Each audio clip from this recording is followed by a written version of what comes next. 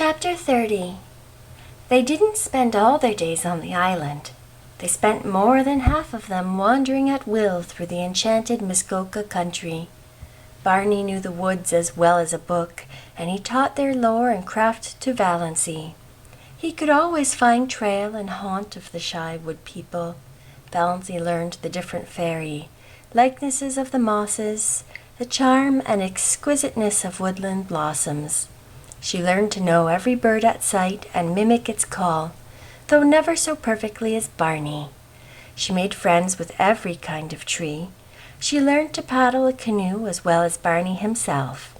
She liked to be out in the rain, and she never caught cold. Sometimes they took lunch with them and went berrying, strawberries and blueberries.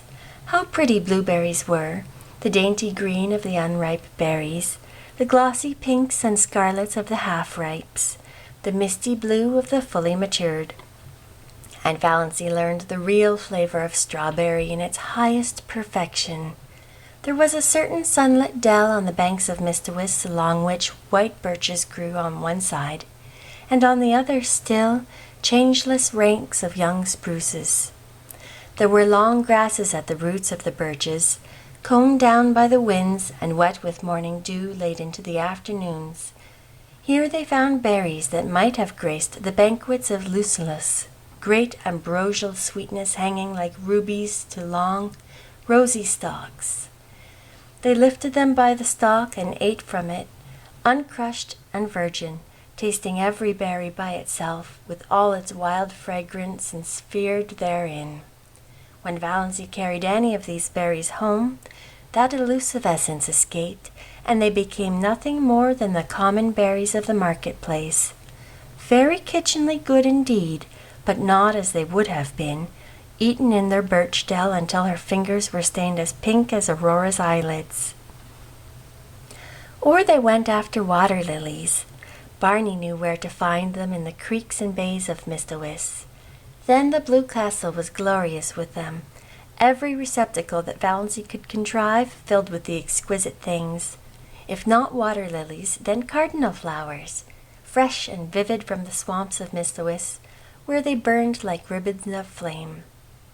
Sometimes they went trouting on the little nameless rivers, or hidden brooks on whose banks naiads might have stunned their white, wet limbs. Then all they took with them were some raw potatoes and salt. They roasted the potatoes over a fire, and Barney showed Valancy how to cook the trout by wrapping them in leaves, coating them with mud, and baking them in a bed of hot coals. Never were such delicious meals. Valancy had such an appetite, it was no wonder she put flesh on her bones. Or they just prowled and explored through the woods that always seemed to be expecting something wonderful to happen. At least, that was the way Valancy felt about them. Down the next hollow, over the next hill, you would find it. "We don't know where we're going, but isn't it fun to go?" Barney used to say. Once or twice night overtook them, too far from their blue castle to get back, but Barney made a fragrant bed of bracken and fir boughs, and they slept on it dreamlessly, under a ceiling of old spruces with moss hanging from them, while beyond them, moonlight and the murmur of pines blended together so that one could hardly tell which was light and which was sound. There were rainy days, of course, when Muskoka was a wet green land, days when showers drifted across Mistawis like pale ghosts of rain, and they never thought of staying in because of it. Days when it rained in right good earnest, and they had to stay in. Then Barney shut himself in Bluebeard's chamber, and Valancy read, or dreamed on the wolfskins with Good Luck purring beside her, and Banjo watching them suspiciously from his own peculiar chair. On Sunday evenings they paddled across to a point of land, and walked from there through the woods to the little Free Methodist church.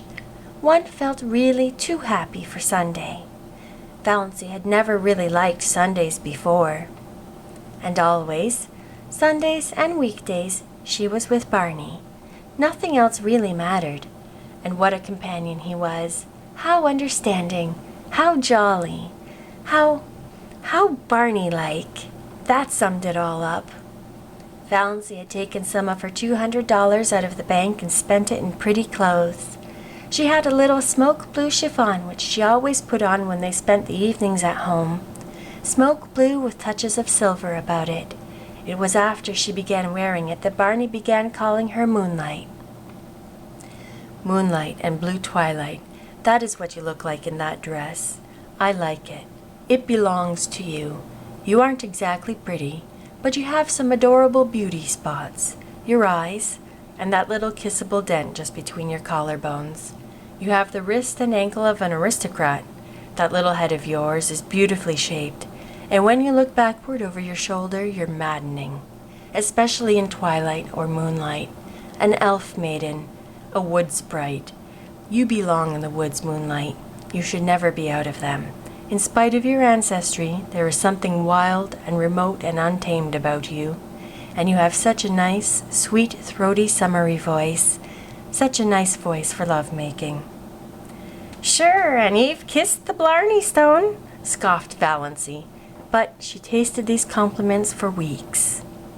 She got a pale green bathing suit, too, a garment which would have given her clan the death if they had seen her in it. Barney taught her how to swim. Sometimes she put her bathing dress on when she got up and didn't take it off until she went to bed, running down to the water for a plunge whenever she felt like it, and sprawling on the sun-warm rocks to dry. She had forgotten all the old humiliating things that used to come up against her in the night, the injustices and the disappointments. It was as if they had all happened to some other person, not to her, Valency Snaith, who had always been happy. I understand now what it means to be born again, she told Barney.